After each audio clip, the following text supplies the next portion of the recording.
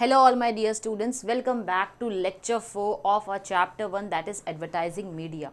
बच्चों हम चैप्टर 1 पे हैं एडवर्टाइजिंग मीडिया, जहाँ पर हमने कई सारे वैरायटीज़ देखे कि ये एडवर्टाइजिंग मीडिया यानी कि कितने माध्यम होते हैं हमारे एडवर्टाइजिंग करने के, कितने तरीके कितने ज़रिए होते हैं, ये हमने अपने प्रीवियस लेक्चर में देखा है। उसी का कंटिन्यूएशन हमारा आज का लेक्चर है। लास्ट लेक्चर यानी लेक्चर नंबर 3 में हमने देखा था किस तरीके से रेडियो एडवर्टाइजिंग और टेलीविज़न एडवर्टाइजिंग का इम्पैक्ट, उसके एडवांटेजेस, उसके लिमिटेशंस जो है वो हमने पढ़े थे। और इसी के साथ साथ हमने ये भी देखा था कि सबसे ज़्यादा मार्केट शेयर एडवर्टाइजिंग का अगर कोई कवर करता है पूरे कंट्री में तो वो है हमारा टेलीविज़न।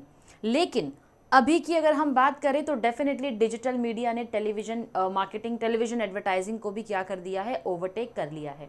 आज का जो हमारा लेक्चर है वो उसका एक स्टेप फर्दर है। जैसे जैसे हमारे एडवर्टाइजिंग के टाइप्स बढ़ते गए हैं उसी प्रकार से या उसी तरीके से हम आगे जो है वो उनके टाइप्स को समझेंगे। तो रेडियो एडवर्टाइजिंग हो गया, टेलीविज़न एडवर्टाइजिंग हो गया, अब उसके बाद आता है हमारा out of home advertising. Out of home यानी कि आउटडोर एडवर्टाइजिंग। आउटडोर एडवर्टाइजिंग देखो नाम क्या है बच्चों, out of home. Out of home का मतलब क्या है, घर से बाहर जाकर जो एडवर्टाइजिंग हमको देखने मिलती है, जो एडवर्टाइजमेंट्स हम देखते हैं उनको हम बुलाते हैं आउट ऑफ होम या आउटडोर एडवर्टाइजिंग।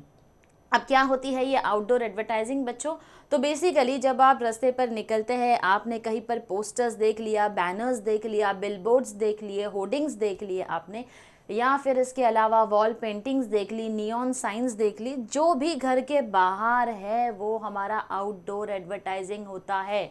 जो भी घर के बाहर है वो होता है हमारा आउटडोर एडवर्टाइजिंग। और इसी के अंदर ट्रांजिट एडवर्टाइजिंग भी इंक्लूड होता है। ट्रांजिट एडवर्टाइजिंग क्या होता है ये मैंने अपने फर्स्ट लेक्चर में बताया है बच्चों। ट्रांजिट एडवर्टाइजिंग यानी कि जब हम ट्रैवल करते हैं एक जगह से दूसरे जगह पर, तो उस ट्रैवलिंग के दौरान बसेस के बाहर या ट्रेन्स के बाहर या ऑटोज़ या कैब्स में जो एडवर्टाइजमेंट होती है उसे हम बुलाते हैं ट्रांसपोर्टेशन के दौर होने वाली एडवर्टाइजिंग यानी कि ट्रांजिट एडवर्टाइजिंग। तो ट्रांजिट एडवर्टाइजिंग भी हमारे आउटडोर एडवर्टाइजिंग का एक हिस्सा है। तो चलो डिटेल में जानते हैं कहाँ से शुरुआत हुई हमारे इस आउटडोर एडवर्टाइजिंग की। Okay, outdoor advertising is the oldest type of advertising dating back to over 5000 years ago। यानी ये जो outdoor advertising है ये कब शुरू हुई है, 5000 years पहले की बात चल रही है यहाँ पर आउटडोर एडवर्टाइजिंग की। The use of science on prominent rocks. बच्चों जब हमने एडवर्टाइजिंग पार्ट 1 पढ़ा था तभी हमने देखा था कि ये एडवर्टाइजिंग का इवोल्यूशन कैसे हुआ। तो उसमें एक था जहाँ पर लोगों के पास, जब आज तो कई सारे मॉडर्न मेथड्स हैं लेकिन कन्वेंशनल मेथड्स को जब हमने देखा था तो आपको याद होगा लोग क्या करते थे उस वक्त एडवर्टाइजिंग के लिए, पत्थरों पर जाकर, जैसे कि अगर मैं मेरा काम या मेरा बिजनेस जो है वो क्लोथ से रिलेटेड है या टेलरिंग का बिजनेस है, तो मैं क्या करूँगी, किसी भी पत्थर के ऊपर या कहीं पर भी एक ऐसा बोर्ड लगा दूंगी जहाँ पर कपड़े की साइन मैंने बना दी, जिससे कि लोगों को पता चल सके कि यहाँ पर इस शॉप पर कपड़े मिलते हैं या फिर ये एक टेलर की दुकान है या उनकी एक शॉप है। तो इस तरीके से क्या होता था, प्रोमिनेंट रॉक्स के ऊपर, पत्थरों के ऊपर या फिर कहीं पर हमने साइन बोर्ड बना दिया, वो भी आउट ऑफ होम एडवर्टाइजिंग होता था। तो 5000 ईयर्स पहले की बात करें तो रॉक्स के ऊपर जो है हमारा साइंस या सिम्बल्स हम बनाते थे। Along trade lanes about 3000 BC were found in Babylonian। तो बेबीलोनियन जो एक शहर है वहाँ पर 3000 BC में सबसे पहले इसकी शुरुआत हुई थी आउटडोर एडवर्टाइजिंग की। Now outdoor advertising is also known as mural advertising which includes wall paintings, जहाँ पर wall paintings होते हैं, डिस्प्ले होते हैं, नियॉन साइंस होते हैं, पोस्टर्स होते हैं, बिलबोर्ड्स होते हैं, स्काई राइटिंग भी होते हैं। ये सारी चीज़ें आपके आउटडोर एडवर्टाइजिंग का हिस्सा होती है। तो यहाँ पर हमने समझा बच्चों आउटडोर एडवर्टाइजिंग क्या होती है। चलो अब जल्दी जल्दी हम देखते हैं one by one advantages of outdoor advertising. बहुत ही इजी है समझने के लिए इसके एडवांटेजेस। सबसे पहला है size. Outdoor advertising can be of any size from a small sign on a shop to a very large size billboard और painting on a wall of a building. यानी कि जब हम यहाँ पर बात करते हैं साइज की आउटडोर एडवर्टाइजिंग के लिए, एक छोटी सी शॉप के ऊपर भी अगर उसका बैनर लगा है तो वो भी आपका आउटडोर एडवर्टाइजिंग होता है। साइज़ वेरी कर सकता है कि आपको कितने साइज़ का बैनर वहाँ पर लगाना है। एक बड़ी सी वॉल पर आपने पेंटिंग करके रखी हुई है, वो भी आपके आउटडोर एडवर्टाइजिंग का हिस्सा है। तो इस तरीके से साइज़ जो है वो वेरी करता है, डिपेंड करता है आपने आउटडोर एडवर्टाइजिंग के कौन से फॉर्म को अपनाया है। Now the advertiser can select any size depending upon the site and the budget। तो सबसे इंपॉर्टेंट चीज़ क्या है यहाँ पर ज़रूरी है आपके एडवर्टाइजिंग का बजट क्या है और आपके एडवर्टाइजिंग की साइट कहाँ है। साइट यानी कि वो प्लेस जहाँ पर आप अपने बिलबोर्ड्स को या अपने पोस्टर्स को डिस्प्ले करना चाहते हैं। अगर आप ट्रांजिट के दौरान ट्रैवलिंग करते हुए बसेस में लगा रहे हैं अपने पोस्टर्स को, तो उनके चार्जेस अलग होंगे। बेस डिपेंड करता है कि आपका बजट क्या है, बजट के बेसिस पर हम अपने आउटडोर एडवर्टाइजिंग को प्लान करते हैं। हाईवेज पर ट्रैवलिंग के दौरान हम देखते हैं बड़े बड़े बिलबोर्ड्स लगे होते हैं, कोई अपकमिंग मूवीज़ के, कोई शोज़ के, राइट, या फिर किसी अपकमिंग ब्रांड के या अपडेटेड ब्रांड के। जब ये पोस्टर्स या बिलबोर्ड्स हम देखते हैं हाईवेज पर ट्रैवल करते हैं, तो वो क्योंकि एक साइट है जहाँ पर विजिबिलिटी ज़्यादा होती है बच्चों, इसीलिए वहाँ पर जो प्राइजेस भी होते हैं वो क्या करते हैं, वेरी करते हैं। नेक्स्ट आता है मल्टीपल एक्सपोजर। जब हम बात करते हैं आउटडोर एडवर्टाइजिंग की, तो यहाँ पर ये सबसे बड़ा आउटस्टैंडिंग फीचर है हमारे आउटडोर एडवर्टाइजिंग का, क्योंकि आपने जो भी जहाँ पर भी अपने एडवर्टाइजिंग को किया है आउटडोर एडवर्टाइजिंग के ज़रिए, जहाँ पर भी अपने बिलबोर्ड्स लगाए, जहाँ भी बैनर्स लगाए, जहाँ भी पोस्टर्स लगाए हैं, यहाँ पर रीडर और व्यूअर है वो सबसे ज़्यादा आपको देखने मिलते हैं। चाहे वो कोई फीमेल हो, मेल हो, जो भी वहाँ से पास हो रहा है उस पोस्टर को, उस होर्डिंग को देख रहा है, तो यहाँ पर ज़्यादा से ज़्यादा लोगों तक आपकी रीच जो है वो पहुँच पाती है। Thus, outdoor advertising has the greatest advantage of repeat exposures without any extra cost। यहाँ पर बोला जा रहा है अगर रोज मेरे ऑफिस को ट्रैवल करने का जो रास्ता है वहाँ पर अगर 10 दिन भी ये बिलबोर्ड लगा हुआ है, तो डेली बेसिस पर मुझे वो ऐड देखने मिल रहा है। अब मेरे वहाँ गुजरने के लिए यहाँ पर ज़रूरत नहीं है कि हर दिन उसका चार्जेस जो है वो अलग अलग पे करना पड़ेगा। एक ही बार आपने पे कर दिया कि इतने नंबर ऑफ डेज़ के लिए मेरा बिलबोर्ड्स यहाँ हाईवे पर होना चाहिए, तो जितने लोग वहाँ से ट्रैवल करते हैं, मल्टीपल लोगों को आपके ऐड का एक्सपोजर देखने मिलता है। Next we have supporting medium। Almost every person moves outdoors for some work or the other। हर कोई कुछ ना कुछ काम के लिए घर के बाहर तो निकलता ही है। Now those who move outdoors are exposed to the hoarding of billboards। अब क्योंकि आप घर से बाहर निकलते हो सकता है आप जॉब के लिए निकल रहे हो सकता है आप कॉलेज के लिए निकलते हो सकता है घर के किसी काम से निकल रहे हो सकता है ट्रैवलिंग के लिए निकल रहे हो, किसी भी काम के लिए अगर आप घर से बाहर निकल रहे हो तो आपको ये बिलबोर्ड्स का या फिर ये आउटडोर एडवर्टाइजिंग का एक्सपोजर मिलता है। If it is displayed attractively and at proper location. लेकिन ये एक्सपोजर तभी मिलेगा जब आपने ऐसी कोई लोकेशन सेलेक्ट की हो जहाँ पर लोगों के आने जाने की फ्रीक्वेंसी ज़्यादा हो। Various forms of outdoor medium act as supporting medium to major forms of advertising media such as newspapers and television। तो यहाँ पर जो आउटडोर एडवर्टाइजिंग है वो एक मीडियम है, किसके लिए, सपोर्टिंग मीडियम है मेजर फॉर्म्स ऑफ एडवर्टाइजिंग जैसे कि न्यूज़पेपर या टेलीविज़न। अब आपने ऐसा नहीं है कि आउटडोर एडवर्टाइजिंग किया तो आपको टेलीविज़न या न्यूज़पेपर में ऐड देने की ज़रूरत नहीं है, नहीं, वहाँ पर हमारा जो आउटडोर एडवर्टाइजिंग है वो एक सपोर्टिंग मीडियम होता है, क्योंकि यहाँ पर सिर्फ एक पोस्टर में या एक बैनर के ऊपर हमने ऐड को देखा है, राइट। फॉर एग्जाम्पल कोई न्यूज़ शो आने वाला है, जैसे झलक दिखला जा आने वाला है, वहाँ पर हमने देख लिया कि वहाँ पर जो अपकमिंग उसके अंदर स्टार्स आने वाले हैं, जो परफॉर्म करेंगे, जो पार्टिसिपेंट्स हैं, हमने उनके फ़ोटो देख लिए, हमने जजेस के फ़ोटो देख लिए, हमने डेट देख लिया। लेकिन ये क्या है, ये एक सपोर्टिंग मीडियम है, किसके लिए, वो शो जो आने वाला है वो कहाँ आने वाला है, टेलीविज़न पर आने वाला है। तो टेलीविज़न जो है वो हमारा मेन चैनल हो जाता है और जो सपोर्टिंग मीडियम हो जाएगा हमारा वो आउटडोर एडवर्टाइजिंग होता है। नेक्स्ट है impact of colours. Outdoor advertising can be made very effective with the use of several colours. अब हम जानते हैं कि आउटडोर एडवर्टाइजिंग में कई सारे कलर कॉम्बिनेशंस का हम इस्तेमाल कर सकते हैं ताकि हमारे ऐड को हम बहुत ज़्यादा अट्रैक्टिव और अपीलिंग बना सकें। Now, however, care should be taken while selecting the color combination for outdoor advertising। लेकिन ये चीज़ों का भी हमको ध्यान रखना है, जब भी हम आउटडोर एडवर्टाइजिंग करते हैं कलर कॉम्बिनेशन का हमको ध्यान रखना होगा, क्योंकि कई सारे कलर्स होते हैं जिनके मीनिंग्स जो है वो डिफ़र करते हैं। तो मीनिंग्स डिफ़र करते हैं, आप किस कंट्री में कर रहे हैं, आप कौन से स्टेट में कौन से कलर का इस्तेमाल कर रहे हैं, ये सारी चीज़ें ज़रूरी होती है अपने आउटडोर एडवर्टाइजिंग में। सो कलर कॉम्बिनेशन बहुत इंपॉर्टेंट रोल प्ले करते हैं। Then we have local selectivity. Outdoor advertising can make use of local language, to convey advertising message. अब क्योंकि आप एक स्पेसिफिक लोकल एरिया में सर्व करते हो तो ज़रूरी है, अगर वहाँ की लोकल लैंग्वेज कंप्लीटली अलग है तो वहाँ पर आपके पोस्टर्स में, आपके बिलबोर्ड्स में, आपके आउटडोर एडवर्टाइजिंग में लोकल लैंग्वेज का होना ज़रूरी है, वरना उस मैसेज को आप कन्वे ही नहीं कर पाओगे। सिर्फ इमेज देखकर, अगर आपने सिर्फ एक इमेज डिस्प्ले कर दी है, किसी सेलिब्रिटी की सिर्फ इमेज डिस्प्ले की हुई है और आजू बाजू में सब इंग्लिश लिखा हुआ है या हिंदी में लिखा है, लेकिन वहाँ के जो लोग हैं वो मराठी भाषा समझते हैं, बंगाली भाषा समझते हैं, जो हिंदी लिखी है वो उन्हें समझ में नहीं आती है, तो इसीलिए आपका एडवर्टाइजमेंट के ऊपर जो खर्चा है वो कंप्लीट वेस्ट हो जाएगा अगर वहाँ के लोकल लैंग्वेज में आपने उस ऐड को मेंशन नहीं किया है। कलर कॉम्बिनेशन जो बिलबोर्ड्स में इस्तेमाल होता है या होर्डिंग्स में होता है, it can be use to suit the likings of the local audience. अब वहाँ की जो लोकल ऑडियंस है, क्योंकि एक पर्टिकुलर लैंग्वेज समझती है, इसी तरीके से वहाँ के लोकल ऑडियंस के लिए कलर कॉम्बिनेशन का इस्तेमाल ज़रूरी है। Local lifestyle can also be depicted in outdoor advertising.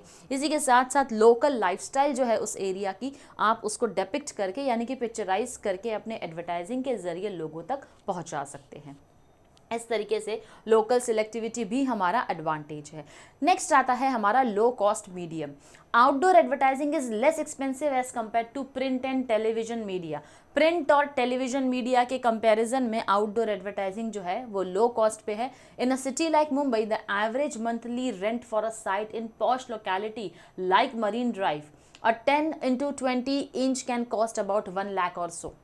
अभी मुंबई की अगर हम बात करें, मरीन ड्राइव जैसा एरिया, यहाँ पर अगर आप आउटडोर एडवर्टाइजिंग करते हैं तो ये अगर एक बैनर का या एक बिलबोर्ड का साइज अगर आप ये सिलेक्ट करते हैं तो it will cost you ₹1 lakh।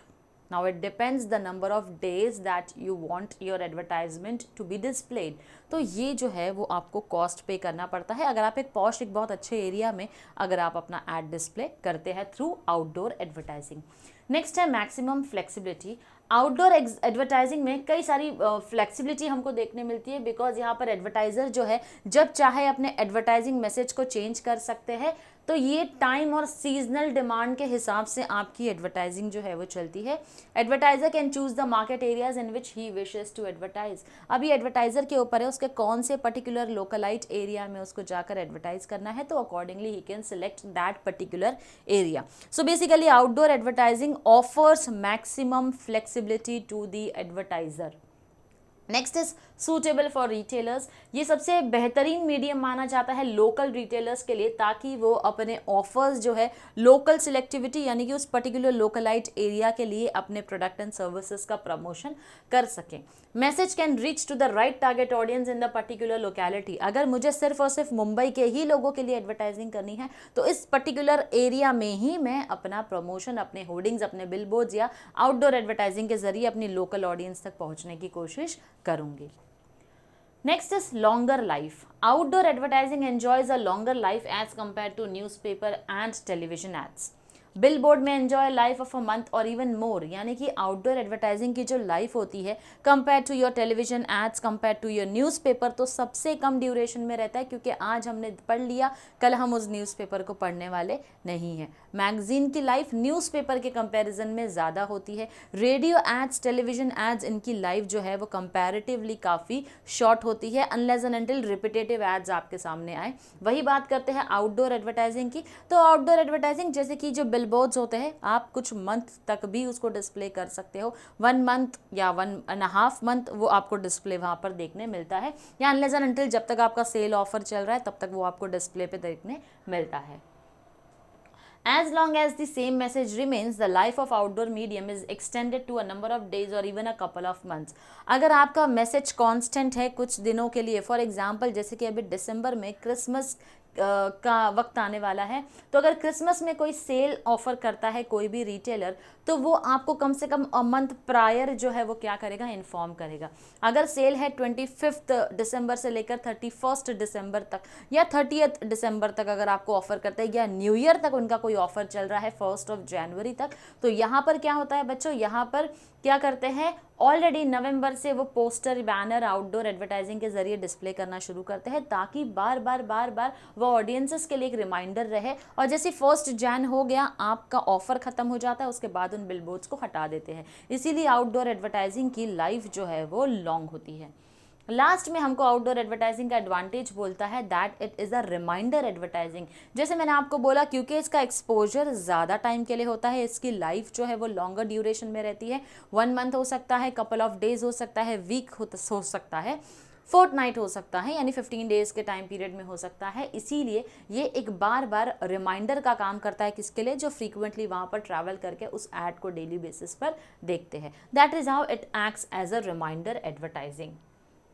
Okay, ये हमने देखे कुछ advantages. Now let us look at some of the limitations of outdoor advertising. सबसे पहला है प्रॉब्लम ऑफ डिटेल इन्फॉर्मेशन। अब आउटडोर एडवर्टाइजिंग में हमारा जो मैसेज होता है वो ब्रीफ तो होता है, लेकिन बावजूद इसके हमको कुछ चीज़ें रेस्ट्रिक्टेड रखनी पड़ती है। जैसे हम सिर्फ हेडलाइन मेंशन करते हैं, ब्रांड का name, slogan, address of the retailer, यही मेंशन करते हैं। इसके अलावा अगर डिटेल इन्फॉर्मेशन चाहिए होती है तो वो हम नहीं पढ़ पाते, या फिर जो गुजर रहा है वहाँ से उसने सिर्फ ब्रांड का नाम देख लिया, लेकिन क्योंकि ट्रैवल कर रहा है इसलिए वो बाकी सारी इन्फॉर्मेशन को डिटेल में नहीं पढ़ पाया। तो यहाँ पर डिटेल इन्फॉर्मेशन को व्यूअर्स जो है they would not like to stand and read the entire copy of a billboard. अब आप रास्ते में ट्रैवल कर रहे हो, चल रहे हो, जा रहे हो, और थोड़ी बिलबोर्ड के पास खड़े रहकर देखोगे और पढ़ते रहोगे, नहीं। You are travelling, in the meanwhile आपको दिख गया वो बिलबोर्ड, आपने उसकी तरफ एक नज़र जो है वो देख लिया, लेकिन खड़े रहकर रास्ते पर आप उस बिलबोर्ड को नहीं पढ़ने वाले हो। अगर डिटेल इन्फॉर्मेशन रहती भी है उसके अंदर ज़्यादा, still you won't be standing there and looking at the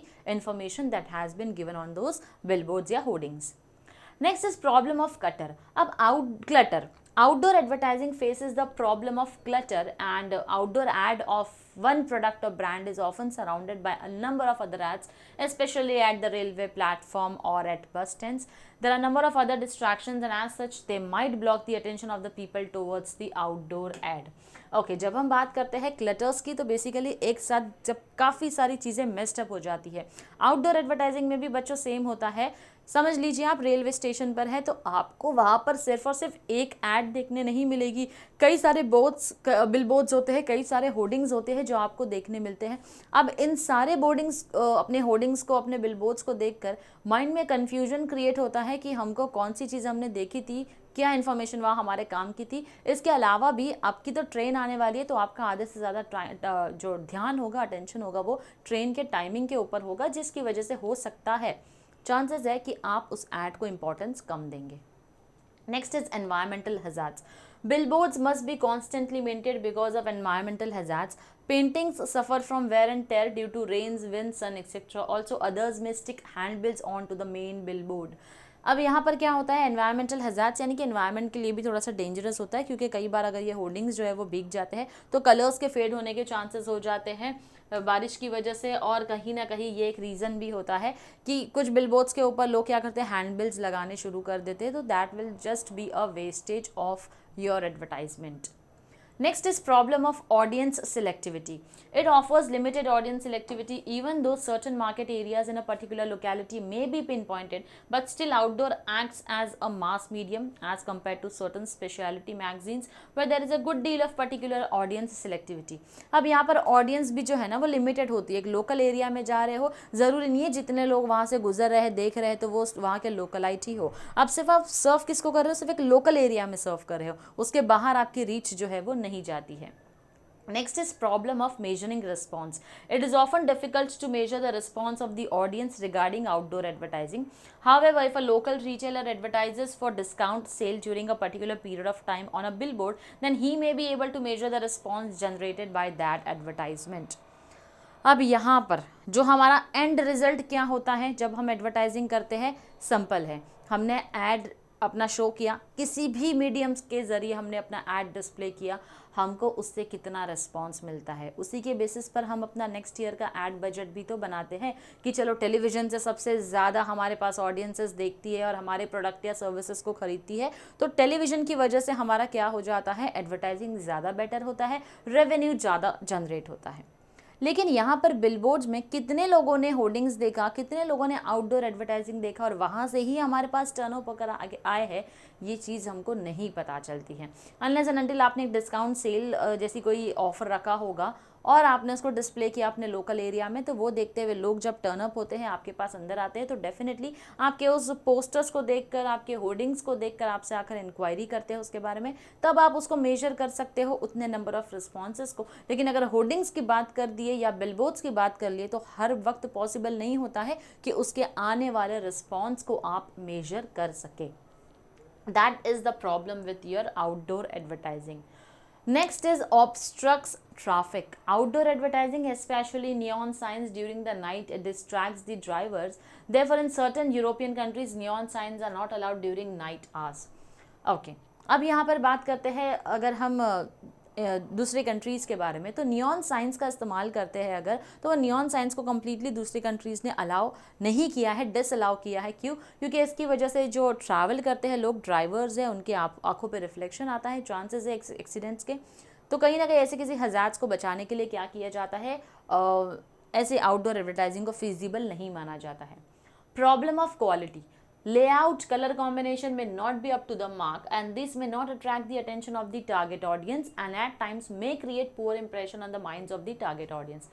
तो कहीं ना कहीं क्वालिटी जो है आपके आउटडोर एडवर्टाइजिंग की, अगर वो अच्छी नहीं है, कलर कॉम्बिनेशन अच्छा नहीं है, अपने आप लोगों का अटेंशन आपकी तरफ नहीं आएगा। और जब लोगों का अटेंशन ही नहीं आएगा, जो हम चाहते हैं सबसे पहली चीज़ एडवर्टाइजिंग में, AIDA मॉडल क्या बोलता है, attention, interest, desire, action. Attention ही तो सबसे पहली चीज़ चाहिए, लेकिन अगर यहाँ पर आपने काम सही से नहीं किया, क्वालिटी ही नहीं दी, तो अटेंशन आपके पास टारगेट ऑडियंस का नहीं आ सकता। Then we have problem of placement. Billboards and posters need to be placed at the right location where it is possible for the passerby to view the advertisement. जहाँ पर आप place करते हैं अपने billboards को या होर्डिंग्स को, ज़रूरी है जो भी वहाँ से गुजर रहा है उस एडवर्टाइजमेंट को सही से देखे। लेकिन कई बार ऐसा होता है, there is the difficulty of getting the appropriate place और site and as such the outdoor advertising remains unnoticed. लेकिन कई बार ऐसा होता है अप्रोप्रिएट वो प्रॉपर प्लेस और साइट हमको नहीं मिल पाती है एडवर्टाइजिंग के लिए, जिसकी वजह से हमारा जो ऐड है वो अननोटिस्ड होता है, यानी कि कोई उसकी तरफ ध्यान नहीं दे पाता है। Next is problem of errors. अब आउटडोर बिलबोर्ड साइंस जो है ये पेंट किए जाते हैं लोगों से who may not be well versed with grammar and spellings. अब इसको जो पेंट करने वाले लोग हैं, हो सकता है अभी तो प्रिंटेड बैनर्स आते हैं, होर्डिंग्स आती है, लेकिन ये हम बात करें अगर इसके पहले की, वॉल पेंटिंग्स जो होती है वो भी आउटडोर एडवर्टाइजिंग होती है। तो वॉल पेंटिंग्स को अगर आप देखो तो जो लोग जाकर उसको हाथ से पेंट कर रहे हैं, उसके ऊपर कुछ चीज़ें लिख रहे हैं, तो अगर पढ़े लिखे तो ज़्यादा होते नहीं है तभी वो काम कर रहे हैं, अगर इतने ज़्यादा एजुकेटेड होते तो स्पेलिंग मिस्टेक्स उनके नहीं होगी, ग्रामेटिकल एरर्स जो है वो उनसे नहीं होंगे। फॉर एग्जाम्पल अगर हम देखें तो जैसे कोई कम पढ़ा लिखा है तो उसको लिखना होगा टुमारो, तो वो टुबोरो लिख देगा। बिल जो है उसको इल लिख देगा। पेंट, पेंटेड को एज पैंट लिख देगा। सी स्पेल्ड एस डबल ई लिख दिया, एंड सो ऑन। तो इस तरीके की वर्ड्स मिस्टेक, ग्रामेटिकल एरर्स के चांसेस ज़्यादा होते हैं आउटडोर एडवर्टाइजिंग में, जो कि एक बहुत ही एक ख़राब, एक ही वर्स्ट इंटेंशन जो है क्रिएट करती है हमारे कंज्यूमर्स के या टारगेट ऑडियंस के माइंड पे। Next is misuse. Outdoor advertising is subject to misuse. Some may tear off the posters and some other handbills may be pasted against the original ad. The misuse of outdoor advertising results in its waste. Outdoor advertising तो कर दिया मैंने, बहुत अच्छा सा advertising किया, लेकिन कई बार लोग क्या करते हैं, टेयर कर देते हैं। कॉम्पिटिटर्स हो सकते हैं, कोई अनसाउंड माइंड का इंसान हो सकता है, उसको टेयर कर दिया, या फिर अपने खुद के हैंडबिल्स चिपका दिए किसी ने, तो ओरिजिनल ऐड को छुपाकर उसके ऊपर नया ऐड जो है वो डिस्प्ले हो गया। तो कहीं ना कहीं इस तरीके से हमारे आउटडोर एडवर्टाइजिंग का मिसयूज़ जो है वो हो सकता है। तो यहाँ पर हमने देखा बच्चों advantages and disadvantages of outdoor advertising. मिलती हूँ आपसे अपने नेक्स्ट लेक्चर में, जहाँ पर हम फिल्म और सिनेमा एडवर्टाइजिंग के बारे में पढ़ेंगे। Till then stay tuned to our channel. Thank you very much.